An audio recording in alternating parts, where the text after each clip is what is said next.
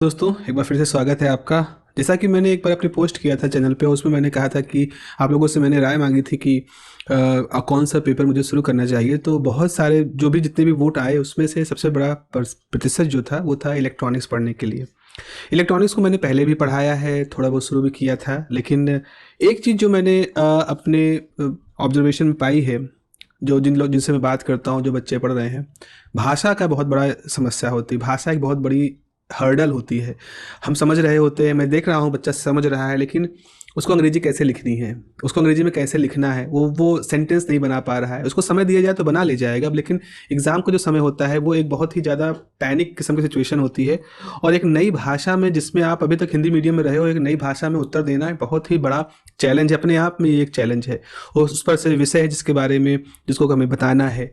तो इस वजह से पहली बार यूट्यूब पर हम इलेक्ट्रॉनिक्स इंजीनियरिंग, और ख़ास तौर पे जो AKTU के बच्चे हैं उनके लिए ये हम हिंदी में शुरू कर रहे हैं। इसके सारे लेक्चर हिंदी में होंगे, जैसा कि आप स्क्रीन पे देख रहे हो, हिंदी में लिखा भी गया है। और इस चीज़ को मैं आपसे शेयर भी कर दूंगा। आप इस वीडियो के डिस्क्रिप्शन को देखते रहिएगा समय समय पर। तो समय समय पर डिस्क्रिप्शन जब आप देखेंगे तो मैं उसमें जैसे अपडेट करता जाऊंगा, तो लास्ट अपडेट की डेट लिखी रहेगी डिस्क्रिप्शन में। तो उस डेट को देख करके आप देख लीजिएगा कि ये कब अपडेट हुआ है। अगर उससे पहले आपने देखा है तो कुछ ना कुछ उसमें नई चीज़, कोई जानकारी होगी, तभी उसको अपडेट किया जाएगा। इसलिए डिस्क्रिप्शन वीडियो का देख लीजिएगा आप। चलिए, सबसे पहले देखो होता क्या है, हिंदी में लिखने के चैलेंज क्या है। हिंदी में लिखने के भी अपने कुछ चैलेंज हैं। पहली बात तो हम मना नहीं पाते अपने आप को हिंदी में लिखने का फ़ायदा क्या है। बहुत फ़ायदा है। एक चीज़ बहुत जल्दी समझ लो, फर्स्ट ईयर में हो आप अभी, और अभी आपके सामने ऐसे विषय हैं जिसमें आप अच्छा स्कोर कर सकते हो।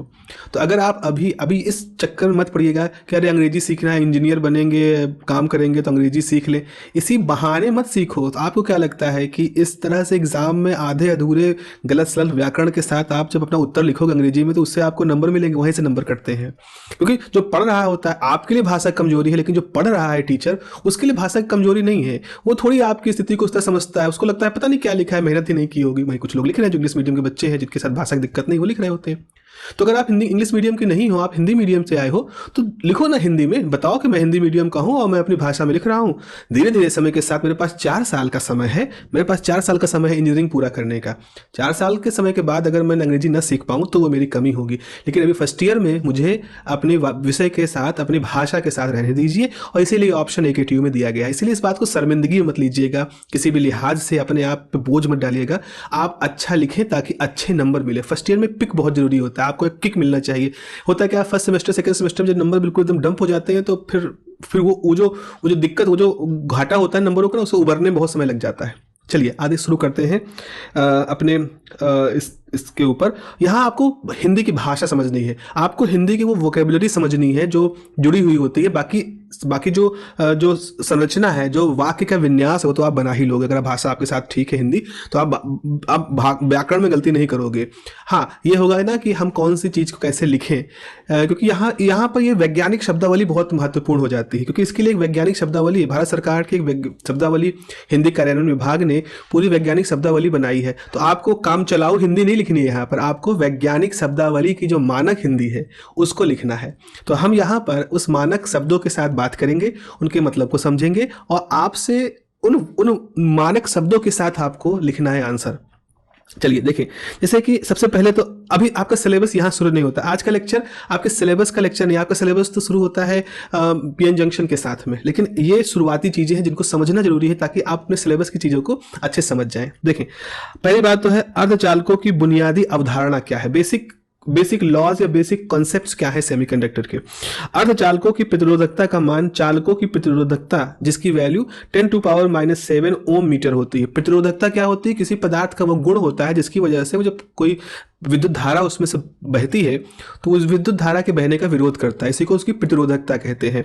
तो जो अर्धचालक होते हैं उनकी प्रतिरोधकता जो होती है वो चालकों की प्रतिरोधकता से ज्यादा होती है। ठीक है, मान प्रतिरोधकता से ज्यादा और विद्युत रोधी पदार्थों की प्रतिरोधकता के बीच होता है। तो जैसा कि डायग्राम देख रहे हो अर्धचालक की, अगर ये प्रतिरोधकता वाई एक्सिस प्रतिरोधकता को दिखा रहा है, तो विद्युत रोधी जैसे लकड़ी हो गया, रबड़ हो गया, प्लास्टिक हो गया, ये विद्युत रोधी है, विद्युत के लिए अवरोध बना देते हैं, विद्युत को जाने, विद्युत का मतलब विद्युत धारा से है, विद्युत धारा को आगे बहने ही नहीं देते हैं। तो वो विद्युत रोधी से तो इनकी चालकता अच्छी होती है, लेकिन जो चालक होते हैं जैसे लोहा हो गया, कॉपर हो गया, सिल्वर हो गया, इनके जो पदार्थ होते हैं इनसे कम होती है। तो अर्धचालकों को अर्धचालक इसलिए कहा जाता है क्योंकि उनकी चालकता जो होती है वो चालकों से कम होती है, लेकिन कुचालकों से या विद्युत रोधी पदार्थों से ज्यादा होती है। एक बहुत ही मूल परिभाषा है जो आप सबने पढ़ रखी है। कुछ नंबरों को हमेशा देना, आपके जो प्रश्न के उत्तर होने चाहिए उसमें कुछ अंक होने चाहिए, कुछ ग्राफ होना चाहिए, कुछ ग्राफिकल रिप्रेजेंटेशन जरूर होना चाहिए जो आपके उत्तर को थोड़ा सा मॉडिफाई करे, थोड़ा सा प्रवर्धित कर दे, थोड़ा सा अच्छा बना दे। प्रेजेंटेशन का तरीका कैसे आप उसको रूपित कर रहे हो ये बहुत जरूरी होता है। अच्छा, अगर हम बात करें अर्धचालकों के प्रकार की, तो अर्धचालक दो प्रकार के होते हैं। एक होता है नैज अर्धचालक, एक होते हैं अपद्रवी अर्धचालक। नैज का मतलब क्या होता है? जो शुद्धतम अवस्था में होते हैं, जो शुद्धतम अवस्था में अर्धचालक होते हैं, जिसको कि हम अंग्रेजी में इंट्रिंसिक सेमीकंडक्टर कहते हैं, उनको नैज अर्धचालक कहा जाता है। और जो अशुद्ध अवस्था में होते हैं, जिसमें अपद्रवित से मादन किया जाता है, मादन मतलब होता है डोपिंग, उसमें मिलावट की जाती है। तो जब अपद्रवी पदार्थों की यानी इम्प्योरिटी की जब उसके अंदर मादन या मिलावट या डोपिंग की जाती है तो हमारे पास अपद्रवी अर्धचालक बनते हैं। तो आपको जब लिखना है प्रश्न का उत्तर तो आप शुद्ध और अशुद्ध नहीं लिखोगे, क्योंकि भाई इंट्रिंसिक मतलब होता है शुद्ध अर्धचालक और एक्सट्रिंसिक मतलब होता है अशुद्ध अर्धचालक। नहीं, अशुद्धि नहीं, अशुद्ध वर्ड नहीं, वैज्ञानिक रूप से इसको अशुद्ध शब्द नहीं कहा गया है। वैज्ञानिक शब्दावली के हिसाब से इसका नाम जो रखा गया है वो अपद्रवी अर्धचालक है। सोचने के लिए आपके पास सही है बात कि आपको ये सोचना है कि एक नैज अर्धचालक या शुद्ध अर्धचालक में जब हम कोई अपद्रव मिला देते हैं, एक अपद्रव का मतलब होता है एक ऐसा पदार्थ जो मूल रूप से वो ना हो जिसके अंदर मिलाया जा रहा है। जैसे फॉर एग्जाम्पल आपने दूध का एक गिलास लिया, उसमें आपने पानी मिला दिया, तो पानी मूल रूप से कोई बुरी चीज नहीं है, लेकिन वो दूध के सभी ग्लास के जो उसका होमोजेनिटी है उसके अंदर एक नए तरह का पदार्थ है, तो ये एक तरह से मादन कर रहे हो, एक अपद्रव उसके अंदर मिला रहे हो। तो इसी प्रकार से अब क्या होता है, अगर हम मिलावट कर दी हमने यानी अपद्रवी पदार्थ मिला दिया, मादन कर दिया, तो क्या होगा, तो हमारे पास दो प्रकार के अर्धचालक बनते हैं। एक होता है पी प्रकार का अर्धचालक, एक होता है एन प्रकार का अर्धचालक। इसको ऐसे लिखा जाता है, इसको आप पी ही लिखोगे, एन ही लिखोगे, आप पापा में ई की मात्रा करके पी और ए एन करके एन लिखने की जरूरत नहीं है, दैट इज एक्सेप्टेबल, वो स्वीकार्य है। तो अब एक चीज हमें समझना है, सबसे पहले जो हम पहले नैज अर्धचालकों यानी शुद्धतम अवस्था के जो अर्धचालक होते हैं उनकी बात करें। और अर्धचालकों में भी एक खास बात होती है, उनका जो आबंधन होता है वो बहुत ही खास होता है। आबंधन का मतलब होता है कैसे वो अपने पड़ोसी अणुओं परमाणुओं के साथ में बंधन बनाते हैं, जुड़ाव रखते हैं या कह लो बॉन्ड बनाते हैं। तो अर्धचालकों में आबंधन कैसा होता है वो हमें पहले समझना है। देखो अर्धचालकों की स्थिति कहाँ है, अगर हम आवर्त सारणी को देखें तो आवर्त सारणी में अर्धचालक जो है वो चौथे कॉलम में रखे जाते हैं। जो चौथा कॉलम होता है आवर्त सारणी का उसमें रखा जाता है और वहां उनके साथ कार्बन भी होता है। आपने आवर्त सारणी में पढ़ा है कि एक ही कॉलम में जितने भी एटम होते हैं, परमाणु होते हैं, उन सबकी भौतिक गुणों में समानता होती है, रासायनिक गुणों में समानता होती है। तो भौतिक गुण और रासायनिक गुणों में समानता का एक मतलब ये भी होता है कि उनकी जो बाहरी कक्षाओं का विन्यास है, जैसे आपको मालूम है कि हमारे पास जो एटम होते हैं उसमें एक तो न्यूक्लियस होता है और न्यूक्लियस के चारों तरफ कक्षाएं होती हैं, स्थिर कक्षाएं होती हैं जिसमें इलेक्ट्रॉन चक्कर लगाते हैं। इसमें से एक कक्षा होती है जिसमें बाहरी कक्षा होती है, इसको बाहरी कक्षा या संयोजी कक्षा कहते हैं। संयोजी कक्षा उसका सही एक्यूरेट नाम है।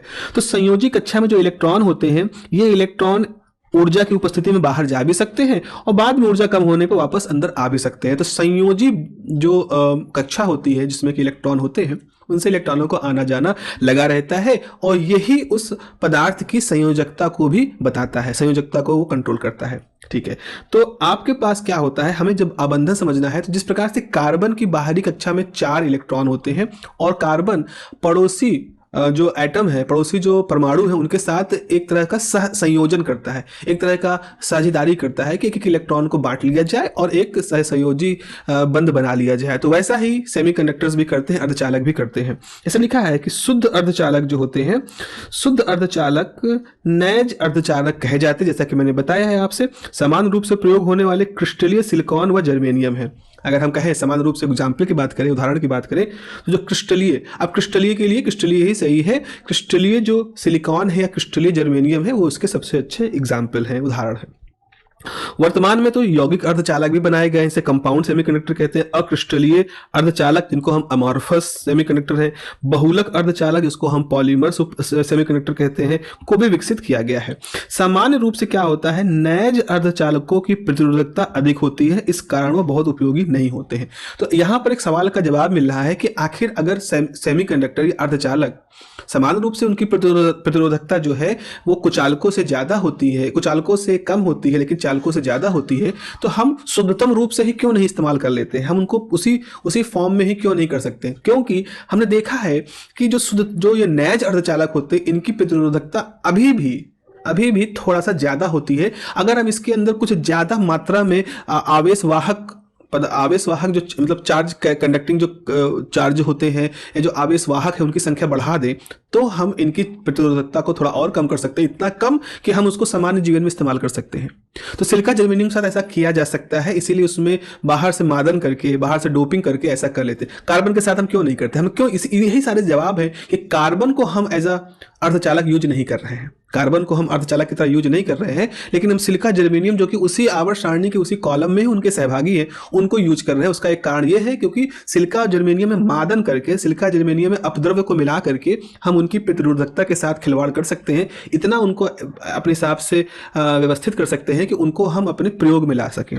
ठीक है, तो यदि नैज अर्धचालकों में अपद्रव्य यानी इम्प्योरिटी को मिला दिया जाए तो अर्धचालकों की प्रतिरोधकता को घटाया जा सकता है। प्रतिरोधकता घटती है तो चालकता बढ़ती है, यानी कि धारा के प्रवाह की अनुकूल परिस्थितियां वहां पर बनती है। यह प्रक्रिया मादन कहलाती है। इसको बहुत अच्छे से नोट कर लेना, ये एक छोटे से क्वेश्चन के रूप में आपके सामने आता है। डोपिंग मतलब ये होता है कि बाहर से अपद्रव्य को मिलाना। अगर हम मादित अर्धचालक की बात करें, मतलब ऐसा नैज अर्धचालक में जब बाहर से अपद्रव्य मिला दिया गया मादन की प्रक्रिया के द्वारा, तो उस प्रकार के अर्धचालक क्या कहते हैं, उसको अपद्रवी अर्धचालक कहा जाता है। उदाहरण के लिए, उदाहरण यहां पे देखें, उदाहरण यह है कि यदि सिलिकॉन या जर्मेनियम का किसी उपयुक्त पंच संयोजक परमाणु कहने का मतलब है एक ऐसा परमाणु जिसकी बाहरी कक्षा में 5 इलेक्ट्रॉन है। ठीक है, बाहरी कक्षा में 5 इलेक्ट्रॉन है, तो संयोजी कक्षा में चूंकि वो इलेक्ट्रॉन है इसीलिए उस परमाणु को पंच संयोजक परमाणु कहा जाता है। तो यदि सिलिकॉन या जर्मेनियम का किसी उपयुक्त पंच संयोजक परमाणु जैसे फास्फोरस से मादन किया जाए तो अर्धचालक की प्रतिरोधकता कई गुना कम हो जाती है। प्रतिरोधकता कम हो जाती है क्योंकि उसकी चालकता बढ़ जाती है। चालकता इसलिए बढ़ जाती है क्योंकि उसके अंदर आवेशों की संख्या में इजाफा होता है। हम आगे बात करेंगे। सिलिकॉन के आबंधन की बात करते हैं। अब हम सिलिकॉन के अंदर जो बॉन्डिंग होती है उसकी बात करते हैं। सिलिकॉन का आबंधन, सिलिकॉन की संयोजकता 4 है, जैसे कि मैंने बताया परमाणु वो 4 संयोजकता इसलिए क्योंकि उसकी बाहरी कक्षा में 4 इलेक्ट्रॉन होते हैं और इसी वजह से वो आवर्त सारणी के चौथे कॉलम में कार्बन के साथ रहता है। तो सिलिकॉन की भाई बच्चों जो संयोजकता है वो 4 है, मतलब इसके नाभिक की सबसे बाहरी कक्षा में 4 इलेक्ट्रॉन होते हैं। यदि अर्धचालक की नैज अवस्था की बात करें तो प्रत्येक सिलिकॉन परमाणु अपने प्रतिवेशी सिलिकॉन परमाणुओं से प्रत्येक परमाणु से एक इलेक्ट्रॉन का साझा करता है। यहाँ प्रतिवेशी मतलब होता है उसके जो निकट संबंधी है, उसी आवेश के साथ न्यूट्रल रूप में है, और उसके जो पड़ोसी उससे जो टच कर रहे हैं उसके जो निकटतम जो परमाणु है। तो प्रत्येक सिलिकॉन परमाणु अपने प्रतिवेशी सिलिकॉन परमाणुओं में से प्रत्येक परमाणु से 1 इलेक्ट्रॉन का साझा करता है। यहां पे जरा समझो, जैसे मान लो बीच वाला जो ये है इसकी हम बात करें, ये हमारा सिलिकॉन का एक परमाणु है। इसके प्रतिवेशी परमाणु ये हैं, 4 प्रतिवेशी परमाणु है, पड़ोसी प्रतिवेशी परमाणु यहाँ जो पड़ोसी में है उनके हैं। इनमें से क्या करेगा, ये जो हमारा बीच वाला सिलिकॉन है ये सबके साथ 1-1 इलेक्ट्रॉन की साझेदारी करेगा। आप देख रहे हो यहाँ पर आपके पास जो बीच वाला ये जो सिलिकॉन था ये अपने जो प्रतिवेशी परमाणु है सिलिका के ही, उनके साथ 1-1 इलेक्ट्रॉन का साझेदारी यहाँ पर कर रहा है। वही चीज यहां पर लिखी गई है, अपने प्रतिवेशी सिलिकॉन परमाणुओं में से प्रत्येक परमाणु से 1-1 इलेक्ट्रॉन का साझा करता है। परिणाम स्वरूप सहसंयोजी आबंध यानी कोवैलेंट बॉन्डिंग वहां पर बन जाती है। इन्हीं आबंधों के क्रिस्टलीय सिलिकॉन या जर्मेनियम का स्थायित्व मिलता है। तो जो कि सिलिकॉन जर्मेनियम में जो ये आबंधन हो जाता है, बॉन्डिंग हो जाती है, इसी वजह से क्रिस्टल अपना एक आकार बनाए रखता है और ठोस के रूप में हमारे सामने होता है। तो देख रहे हैं यहाँ पर ये चित्र है जो कि सहसंयोजी आबंध दिखा रहा है। तो 2-2 इलेक्ट्रॉन जो यहाँ पे बने हैं, लुईस डायग्राम इसे कहते हैं, लुईस चित्रण, और लुईस के हिसाब से हमने देखा यहाँ पर इलेक्ट्रॉनों का साझेदारी यहाँ पर हो रही है।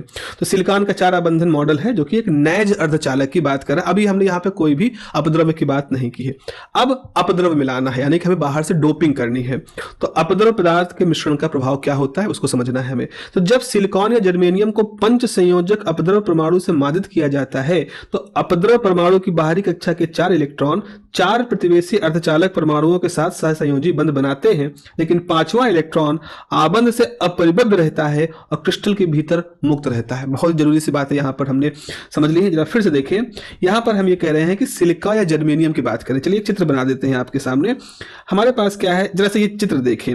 इस चित्र में आप देखें जितने भी ये जो ये आपके क्या कहे पर्पल है ना, जो गुलाबी, हाँ जो गुलाबी रंग के जो ये गोले दिख रहे हैं, ये सिलिका के परमाणु हैं। यानी कि आपने एक क्रिस्टल की बात बताई है जिसमें जितने भी ये गुलाबी जो कि अब मैंने पीले बना दिए हैं, ये सब क्या दिखा रहे हैं, सिलिका के परमाणु हैं। ठीक है भाई, अच्छी बात है। उसके बाद आप देखें यहाँ पर हम कुछ गुलाबी रंग के भी परमाणु बना रहे हैं। अभी जो गुलाबी रंग के परमाणु हैं ये कौन से हैं, ये पंच संयोजी परमाणु हैं। एक ऐसे परमाणु जिनकी बाहरी कक्षा में 5 इलेक्ट्रॉन थे। उदाहरण के तौर पर फास्फोरस को आप ले लीजिए। तो अब क्या हुआ, जरा ध्यान से समझने की कोशिश करें। यहाँ पर हुआ ये कि जो ये 5 इलेक्ट्रॉनों वाला फास्फोरस गया, एक इलेक्ट्रॉन इसका ये लाल बनाया मैंने, एक इलेक्ट्रॉन ये है, एक इलेक्ट्रॉन ये है, एक इलेक्ट्रॉन ये है। तो आप क्या देख रहे हो कि जो फास्फोरस था, ये जो हमारा फास्फोरस है, इसके 1 2 3 4 ये 4 इलेक्ट्रॉन हैं। 4 इलेक्ट्रॉनों ने 4 तरफ बॉन्ड बना लिए, चारों तरफ से उसने सहसंयोजी बंधन बना दिया। लेकिन जो 5वां इलेक्ट्रॉन था, इसका क्या काम है, तो ये क्या होता है, ये उस फास्फोरस से अब जुड़ा नहीं रहता है, जो कि फास्फोरस का स्थायित्व मिल चुका है। स्थायित्व करने का मतलब है कि फास्फोरस को बाहरी कक्षा में 8 इलेक्ट्रॉन अष्टक पूरा करना था, इसने 4 इलेक्ट्रॉन अपने यूज किए। 4 इलेक्ट्रॉन इसने अपने पड़ोसियों प्रतिवेशी जो परमाणु थे उनसे उसने अपने 4 इलेक्ट्रॉनों की साझेदारी कर ली। तो कहने के लिए फास्फोरस के पास है 1 और 2 और फिर 2 के बाद 3, ये 4 है, ये 5, ये 6 है, ये 7, ये 8 है। तो इस फास्फोरस ने साझेदारी से 8 इलेक्ट्रॉनों का अपना अष्टक पूरा कर लिया। अब सवाल है कि ये इसका जो अब ये एक्स्ट्रा इलेक्ट्रॉन इसके पास था, इसको क्या करे। तो ये क्या करता है फास्फोरस, चूंकि उसके ऊपर उसका अपरिबद्ध हो गया है, बद्ध नहीं रहा, वो जुड़ा नहीं रहा एक तरह से, उसके ऊपर जो जिस तरह का कुलंबिक फोर्स लगेगा वो हट जाएगा, कम हो जाएगा मैं कहूंगा, और वो इलेक्ट्रॉन अब क्रिस्टल के अंदर घूमने के लिए मुक्त है। अब वो इलेक्ट्रॉन बंधन से मुक्त हो गया है एक तरह से, और वो जा रहा है, घूम रहा है पूरे क्रिस्टल में, आजादी उसको मिल गई है क्योंकि फास्फोरस का अष्टक पूरा हो चुका है। तो इस तरह से हो रहा है, यही चीज यहां पर लिखा है। एक बार अब अगर इसको आप समझ रहे हो तो एक बार फिर से हम इस पूरे वाक्य को पढ़ते हैं कि जब सिलिकॉन, बड़ा गाढ़ा है, जब सिलिकॉन या जर्मेनियम को पंच संयोजक अपद्रव्य परमाणु से मादित किया जाता है तो अपद्रव्य परमाणु की बाहरी कक्षा के 4 इलेक्ट्रॉन 4 प्रतिवेशी अर्धचालक परमाणुओं के साथ सहसंयोजी आबंध बनाते हैं, बना लिए। उसके बाद लेकिन 5वां इलेक्ट्रॉन क्या होता है, आबद्ध से अपरिबद्ध रहता है। आबंध मतलब होता है बॉन्डिंग से, अपरिबद्ध मतलब उसमें इन्वॉल्व नहीं होता। आबंध से अपरिबद्ध रहता है और क्रिस्टल के भीतर मुक्त रहता है। याद रखिएगा, वो क्रिस्टल से बाहर नहीं जाता, क्रिस्टल के अंदर ही मुक्त अवस्था में रहता है, यानी किसी नाभिक के चक्कर नहीं लगा रहा है। ठीक है, इस प्रकार पंच संयोजक पदार्थ से मादन के उपरांत अधिमुक्त इलेक्ट्रॉन उत्पन्न होते हैं। जरा इसको हाईलाइट कर ले, इसे अधिमुक्त इलेक्ट्रॉन उत्पन्न होते हैं। अधिमुक्त इलेक्ट्रॉन मतलब वो इलेक्ट्रॉन जो किसी बॉन्डिंग में इन्वॉल्व नहीं है, किसी तरह के आबंध में नहीं है, आबंध से अपरिबद्ध है। आबंध मतलब होता है बॉन्ड से, अपरिबद्ध मतलब उससे उनको कोई मतलब नहीं, वो अपना जाए घूमे फिरे इधर उधर करें। तो पंच संयोजक पदार्थ से जब आप मादन करते हैं तो क्या होता है, अधिमुक्त इलेक्ट्रॉनों की आपको वहां पर स्थिति दिखाई पड़ती है। जो एक्स्ट्रा इलेक्ट्रॉन, जो फास्फोरस के एक्स्ट्रा इलेक्ट्रॉन है, ये अब क्रिस्टल के अंदर घूम रहे होते हैं। अच्छा, अब क्या है, अधिमुक्त इलेक्ट्रॉन ऋणात्मक आवेश या नेगेटिव चार्ज होते हैं। बिल्कुल, इलेक्ट्रॉन तो नेगेटिव चार्ज होते हैं, तथा अपद्रव्य अर्धचालक को एन टाइप का कहा जाता है। तो जब हमारे नैज अर्धचालक में हमने पंच संयोजी पदार्थ को मादन किया, उसकी वजह से क्या हुआ, अधिमुक्त इलेक्ट्रॉन उत्पन्न हुए। और चूंकि अधिमुक्त इलेक्ट्रॉन है जिनकी जो नेगेटिव चार्ज होते हैं, ऋणात्मक चार्ज के होते हैं, इसीलिए हम इनको एन टाइप का सेमीकंडक्टर कहते हैं। अगर अंग्रेजी में बात करें तो एन मतलब होता है, एन को हम सोच सकते हैं नेगेटिव, और यहां पर जो नेगेटिव इलेक्ट्रॉन है ये संख्या में ज्यादा है, इनकी संख्या ज्यादा है, इसीलिए इसी n को हमने इस n के साथ आप जोड़ सकते हो। इसको आप ऐसे सोच सकते हो, क्योंकि इसमें अधिमुक्त इलेक्ट्रॉनों की उत्पत्ति होती है उस मादन के द्वारा। इस वजह से इस क्रिस्टल को, इस अपद्रव्य सेमीकंडक्टर को हम क्या नाम देते हैं, इस अपद्रव्य सेमीकंडक्टर को हम नाम देते हैं एन प्रकार का सेमीकंडक्टर, एन टाइप सेमीकंडक्टर कहलाता है। अब जरा एक चीज और देखें, अपद्रव परमाणु अतिरिक्त इलेक्ट्रॉन उपलब्ध कराता है, इसी कारण इसे दाता अपद्रव कहते हैं। अच्छा, वो जो परमाणु जिसे मैंने यहाँ बात की, जो फास्फोरस है, तो फास्फोरस ने क्या किया था, फास्फोरस ने अपना ये वाला एक्स्ट्रा इलेक्ट्रॉन था ना इसका, उसको डोनेट कर दिया था, दान कर दिया था। इसलिए भाई फास्फोरस बड़ा दाता किस्म का है, इसलिए इसको हम दाता अपद्रव कहते हैं कि जो जिसने डोनेट किया है, इसने क्रिस्टल के अंदर अपना इलेक्ट्रॉन डोनेट कर दिया है, इसलिए इसको दाता अपद्रव कहेंगे। उदाहरण के लिए आर्सेनिक पंचसंयोजी है, फास्फोरस पंचसंयोजी है, एंटीमनी एक पंचसंयोजी है, और आप इस तरह का एक चित्र यहाँ पर बना सकते हैं। पी प्रकार की बात करें तो बड़ी ही रोचक सी स्थिति पी प्रकार अर्धचालकों के लिए उत्पन्न हो जाती है। जैसे आप यहाँ पे देखिए, यहाँ पे लिखा है कि जब सिलिकॉन का मादन त्रिसंयोजी अपद्रव से किया जाता है, जिनकी बाहरी कक्षा में 3 इलेक्ट्रॉन होते हैं, त्रिसंयोजी पंचसंयोजी से 5 होते हैं, त्रिसंयोजी में 3 होते हैं, से किया जाता है, तो अपद्रव परमाणुओं के 3 संयोजक इलेक्ट्रॉन सिलिका के 3 प्रतिवेशी परमाणुओं के साथ सहसंयोजी आबंध बना लेते हैं। ठीक है भाई, आपने मान लीजिए एल्युमिनियम को भेजा, एल्युमिनियम जो होता है उसकी वो त्रिसंयोजी होता है, उसकी बाहरी कक्षा में 3 इलेक्ट्रॉन होते हैं। अब जब एल्युमिनियम जाएगा, जरा मैं यहाँ बता दूं आपको, अगर मैं यहाँ पर आपको थोड़ा सा जूम करके दिखाऊं तो मुझे थोड़ा रंगकारी कर लेने दीजिए। तो ये है, जैसे ये आपका ये जो पर्पल, ये जो पिंक कलर का या पर्पल कलर क्या कहूँ इसको, जो ये आपके जो सर्किल दिख रहे हैं ये एल्युमिनियम है, और जितना ये काला काला सर्किल दिख रहा है ये आपका मान लो सिलिका है। जरा इसको ध्यान से देखेंगे क्या हुआ, जरा इसको मैं यहाँ से हटा दूं, तो यहाँ पर क्या हुआ होगा, ऐसा कुछ है। तो जैसे ये आपका जो एल्युमिनियम है, ये मान लो इसका इलेक्ट्रॉन नंबर 1 है, इसका इलेक्ट्रॉन नंबर 2 है, इसका इलेक्ट्रॉन नंबर 3 है, किसका है, एल्युमिनियम का। ठीक है, उसके बाद क्या हुआ, एल्युमिनियम का जो 1 नंबर का इलेक्ट्रॉन था उसने अपने इस पड़ोसी प्रतिवेशी जो सिलिका उसके साथ साझेदारी कर ली, इस 2 नंबर ने साझेदारी कर ली, 3 ने साझेदारी कर ली। अब चौथी दिशा यहाँ पर हो गई समस्या, क्योंकि ये वाला जो सिलिका है ये तो अपना इलेक्ट्रॉन दे रहा है, भाई लो साझेदारी आगे बढ़ाते हैं, लेकिन अब एल्युमिनियम को लगा, इस एल्युमिनियम को लगा कि भाई ये तो गड़बड़ हो गई, अगर 1 इलेक्ट्रॉन मेरे पास होता, तो 1 इलेक्ट्रॉन अगर मेरे पास होता तो मैं चौथा बॉन्ड भी यहाँ पर बना लेता, जो भी आप कहें। तो एल्युमिनियम का एटम, एल्युमिनियम का परमाणु यहाँ पर एक कमी महसूस कर रहा है, एक चौथे इलेक्ट्रॉन की कमी महसूस कर रहा है। अब ये जो इलेक्ट्रॉन कमी है इसको हम नाम देते हैं विवर, या जिसको अंग्रेजी में हम कहते हैं होल। तो होल क्या है, इसलिए इसका परिभाषा ये होता है, परिभाषा यही होती है कि जो न्यूनता होती है, जो कमी होती है इलेक्ट्रॉनों किसी जगह पर बॉन्ड के अंदर, जो सहसंयोजी आबंध होते हैं, सहसंयोजी बंध होते हैं, उनमें जब कहीं पे किसी जगह पर इलेक्ट्रॉन अपनी जगह छोड़ के चला जाता है और जहां जगह छोड़ता है वहां इलेक्ट्रॉनों की न्यूनता हो जाती है, उस न्यून जगह को, उस जगह से जहां इलेक्ट्रॉन हटा है उस खाली जगह को भी हम एक कण की तरह से, एक पार्टिकल की तरह से मान सकते हैं। ये वास्तविक पार्टिकल नहीं होते हैं, लेकिन इनको हम मान सकते हैं, क्योंकि ये जो खाली जगह है ये इलेक्ट्रॉनों को खींच रही है अपनी तरफ, ताकि वो आ जाए और एक चौथा बॉन्ड बन जाए। तो इस तरह से हम इसको सोच सकते हैं। तो देखिए यहाँ पर क्या होता है, यहाँ तक मैंने बात किया था सिलिका के 3 प्रतिवेशी परमाणुओं के साथ साथ संयोजी आबंध बना लेते हैं। ठीक है, इस प्रकार प्रत्येक अपद्रव परमाणु से 1 इलेक्ट्रॉन की न्यूनता पैदा हो जाती है। जहां जहां एल्युमिनियम होगा वहां वहां 1 इलेक्ट्रॉन की कमी पैदा हो जाएगी, और इसी न्यूनता को हम विवर कहते हैं। होल को अंग्रेजी का शब्द है होल, उसको हम हिंदी में विवर कहते हैं, ये याद रखिएगा। हमें कोटर भी कहा जाता है, उसका एक और शब्द है कोटर भी कहते हैं, कोटर, लेकिन विवर जो है वो एक ज्यादा उपयुक्त नाम है, उसको हम कहते हैं। तो प्रभावी तौर पर विवर अर्धचालकों में धनावेशी कणों की तरह कार्य करते हैं। क्यों धनावेशी का? क्योंकि इलेक्ट्रॉन के अपनी जगह छोड़ने से जो खाली जगह बची है वो खाली जगह इलेक्ट्रॉनों खींचेगी। भाई खाली जगह है, वहां इलेक्ट्रॉन आना चाहेंगे। जैसे आप उठो, आप कुर्सी से उठे, कुर्सी खाली हुई, तो उस कुर्सी कोई आकर्षित होकर कुर्सी बैठना चाहेगा। तो जो कुर्सी है वो एक ऐसी जगह है जो, जैसे वो खाली जगह एक ऐसी जगह जो इलेक्ट्रॉनों खींच रही है। अब इलेक्ट्रॉन नेगेटिव चार्ज है, कूलम का नियम कहता है कोई पॉजिटिव चार्ज किसी नेगेटिव चार्ज खींच सकता है। तो ये मान सकते हैं वो खाली जगह एक इलेक्ट्रॉन को खींचने वाले कण की तरह से लग रही है। मान सकते हैं कि विवर जो होता है वो धनात्मक होता है, धनावेशित होता है।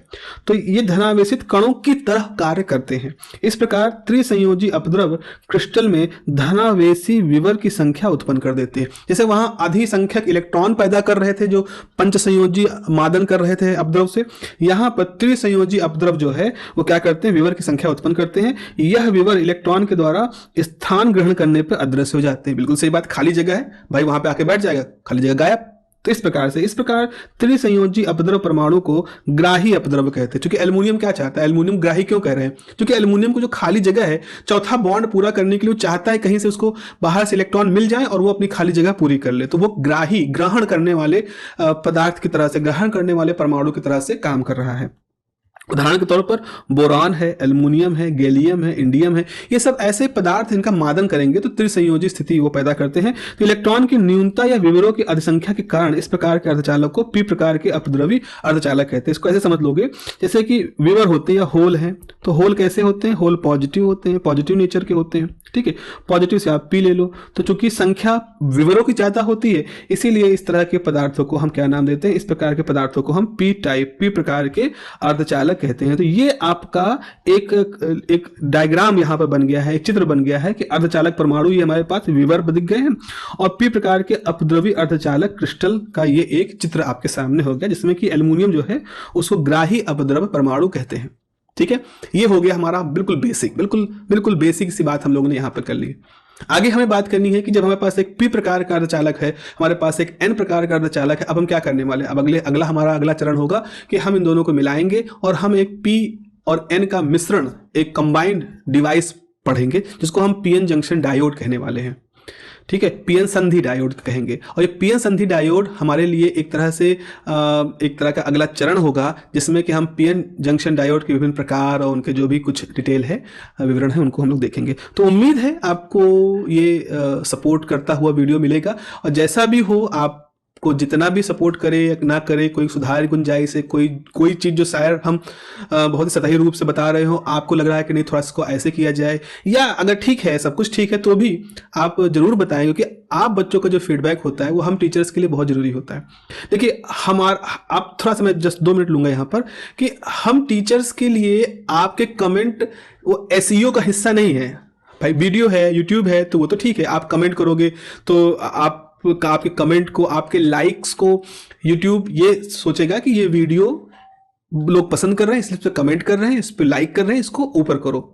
एक तो ये तरीका है। लेकिन एज अ टीचर हमारे लिए आपका फीडबैक इस एसईओ के अलावा भी हमारे लिए बहुत ही फायदेमंद होता है। होता क्या है, जब हम प्रत्यक्ष रूप से पढ़ा रहे होते हैं तो बच्चों से बात करके, उनकी आंखों को देख करके, उनके चेहरे के हाव भाव देख करके, उनके रिस्पांस को देख करके, उनसे टोक करके, उनसे पूछ करके हम इस बात का अंदाजा लगा लेते हैं अपने अनुभव से कि क्या है, क्लास की स्थिति क्या है, समझ में आ रहा है, नहीं आ रहा है, ऐसे नहीं तो ऐसे करा जाए।